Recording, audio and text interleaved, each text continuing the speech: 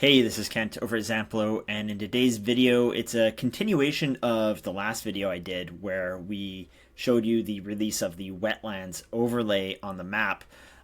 So this, when I say continuation, it's because what we've done with that overlay now is we've calculated a percentage of coverage on parcels within Zamplo, and that way you're going to be able to filter and take out those parcels that may be covered by 25%, 50%, whatever that sort of threshold is that you're comfortable with of parcels that you want to be on your list. So first things first, kind of getting back to the wetlands filter itself, if we go to, let's go to a place in Florida, maybe Collier County, Florida. So we get into here and we turn on the wetlands filter. And of course, lights up with all the different wetland areas. So, you know, as you zoom in more, especially in an area like this, you can see wetlands are substantial here. If I go to a specific parcel, so I'm going to search APN, do Collier County, Florida.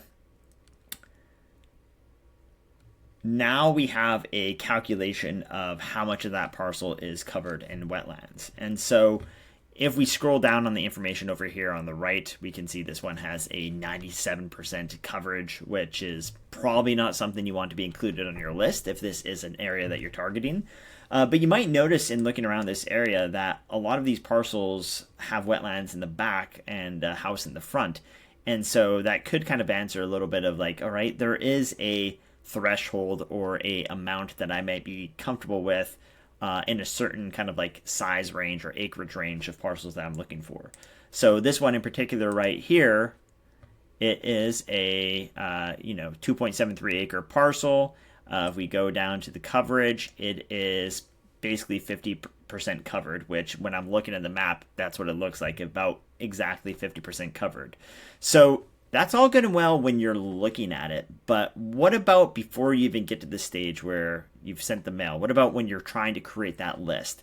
And so what we've done is we've created the filter. Again, the wetlands layer and the wetlands filter is for basic level users and higher. So that's one thing to note. If you're not seeing that, it's probably just because you're on a plan that is below basic.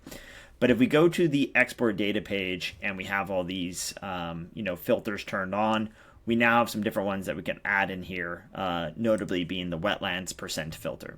So if we were to go through this and say Florida, Collier County, let's do maybe 2 to 2.5, empty lots only, owner types, person, trusts, kind of the standard things you would expect. Won't worry about owner proximity for now. But wetlands percentage. So we might say, we only want a max of 40% wetlands coverage, and then it's going to filter out everything that has more than 40% wetlands coverage. So, when getting a list together, I think it's almost more important of what you are filtering out than what you are finding. What you are filtering out, it's of course not stuff that you want to buy, but you would save money from just not sending mail to those things in the first place. So the more that we can add to help you filter those things out and create a really qualified and targeted list that fits with what you desire, the better it's going to be. If you have any questions about this, if you're not on the basic plan and you're wanting to check out the wetlands and talk about it, let me know. And we'll look forward to hearing from you.